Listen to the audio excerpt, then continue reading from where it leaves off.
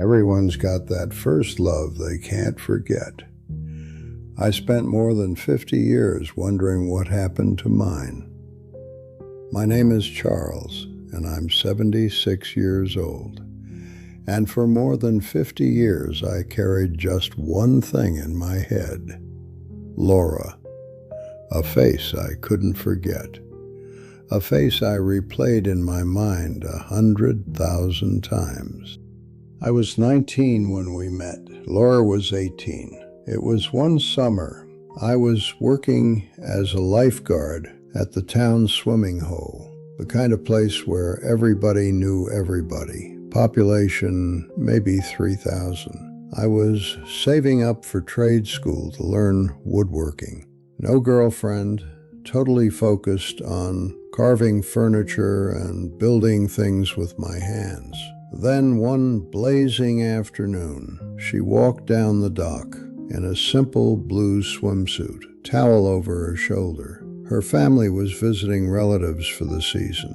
I blew my whistle for no reason, just to get her attention. We talked for 20 minutes between my shifts, about the clouds, about her fear of deep water, about the stray dog she'd been feeding behind the old mill. When she left, I just stood there on the platform, heart hammering, whistle still in my mouth. 2 days later, I saw her again at the community bonfire.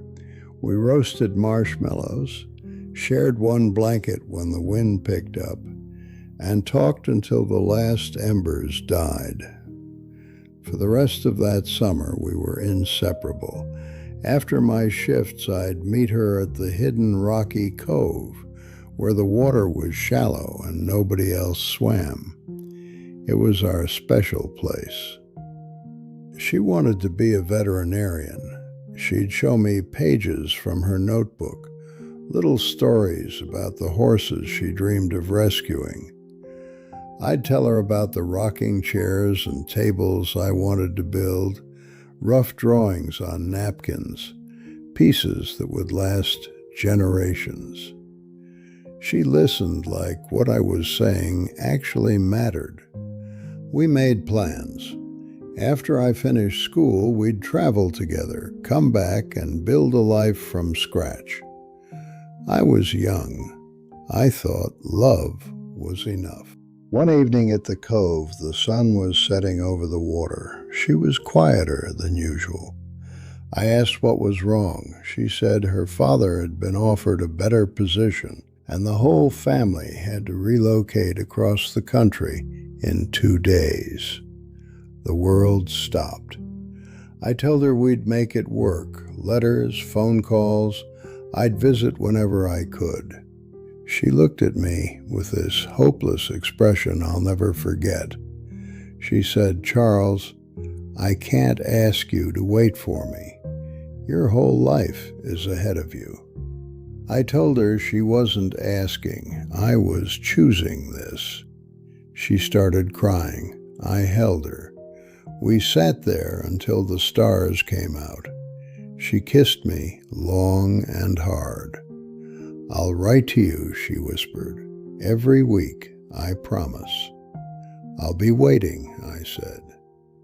2 days later, she was gone. I waited for that letter, checked the mailbox every single day, walked down the driveway before my parents woke up. Weeks passed, then months, nothing. I told myself maybe the move was chaotic, maybe the post got delayed. By the next summer, I had to face it. She wasn't writing. I tried to find her, called information in every big city I could think of, sent notes to the only address she'd mentioned, found nothing. Eventually, I had to accept it. She was gone and didn't want to be found. I went to trade school, met a girl named Susan, kind, steady, with a laugh that filled rooms. We got married a few years later, had 2 daughters, bought a little house with a workshop in the back. I opened my own furniture shop. She worked at the elementary school office. It was a good life, a normal life, but Laura never left. She she was always there. Susan knew, never said a word, but she knew. We were married 40 years. She passed 6 years ago. Stroke. In those final weeks, lying in that hospice bed, she said something to me. "Charles, I hope you find her. I hope you get your answer." I didn't know what to say. That girl from the swimming hole? The one you think about when you think I'm not looking? I started to deny it. She stopped me. "It's okay. I've known for years. You've been searching for her your whole life, even when you were with me." That broke me because she was right. She squeezed my hand. "I had a good life with you, but there was always a part of you I couldn't reach. Promise me you'll stop living in the past after I'm gone." I promised, but I didn't keep that promise. A couple of months ago, my oldest daughter signed me up for one of those virtual high school reunion sites. Said it would be fun to see old faces from way back.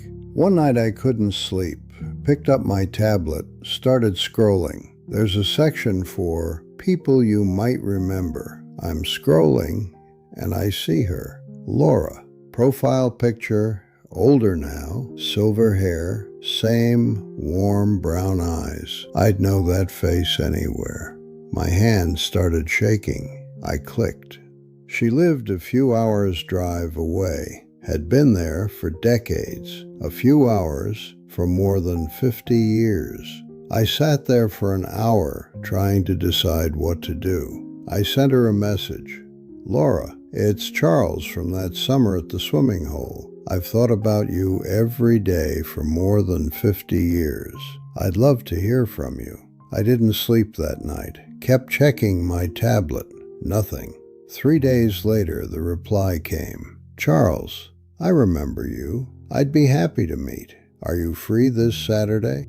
We met at a quiet little park pavilion halfway between our towns. I got there 40 minutes early, sat on a bench, watched every car pull in. Then I saw her walking across the grass. We sat down, ordered iced tea from the nearby stand, made small talk for a few minutes. Then I asked the question I'd been carrying for more than 50 years. "Why didn't you write to me?" She looked down at her hands. "I did. I wrote to you every week for 14 months. More than 60 letters. You never responded. So I stopped." I felt like the ground gave way. I never got them. Not a single one. She looked at me and I saw it, the same pain I'd been carrying. She'd been carrying it too. We sat in silence. "I wrote you about everything," she said, "about the new place, how lost I felt at first, how much I missed you and that cove. Every week I'd mail a letter, and you never wrote back." I told her about checking the mailbox every day, about trying to find her. We pieced it together right there on that bench. That summer, there had been a massive postal workers' strike across the country. Thousands of letters from that exact period were lost, delayed for months, or never delivered at all. Whole bags of mail simply vanished in the chaos. No one ever recovered them. More than 50 years, we both wondered, and none of it was real. We talked for hours. She told me about her life, veterinary school, one long marriage that ended in loss, 2 grown sons, a small animal rescue she ran until she retired. She showed me photos on her phone, rescued dogs and cats she had saved, quiet moments of healing. I told her about Susan, our girls, the furniture shop I kept running until I was 70. Then she said something that destroyed me. I thought about you every single day for 25 years, Charles. But then one day I realized I had to let you go because holding on to you was keeping me from living my own life. I asked when that was. She said it was in the mid-90s, 25 years after we said goodbye. 25 years. She'd held on to me for 25 years. Then she let go. I held on for more than 50.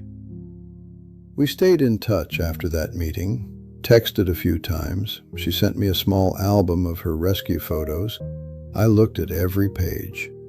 But something had changed. That fantasy I'd carried for more than 50 years was gone. In place of that dream, there was a real person, a woman with her own life, her own history. We weren't those kids skipping stones anymore. We were two old people who had lived two completely different lives. The story I'd been telling myself, that she was the one who got away, that we were meant for each other, it wasn't true. It was just a beautiful story I'd made up, but it wasn't real. And that's when I finally understood what everyone eventually learns. The past isn't a place you can return to. It doesn't exist anymore. I spent more than 50 years in love with someone I'd built up in my mind, a fantasy version of a girl who didn't exist anymore. And in doing that, I missed the life I was actually living. I missed the beautiful moments with Susan, the woman I married and spent 40 years with. Real moments I didn't need to make up. Times when she reached for my hand while we watched our girls play, and I was thinking about a rocky cove and skipping stones. I was there physically, but I wasn't really there. Laura was right. She let me go after 25 years, started her life over, lived it fully. I couldn't. I held on to the past, and it cost me dearly. If you're holding on to something from your past, if you're carrying someone you lost, if you're living out the life that never happened in your head, let it go. I know it's hard. I know letting go feels like losing them again. But holding on means losing yourself for the rest of your life and losing the people who are actually here. I'm 76, and I finally got my answer after more than 50 years. Don't do what I did. Don't spend your life looking backward. Think about the people in your life right now. They're real, and they're with you.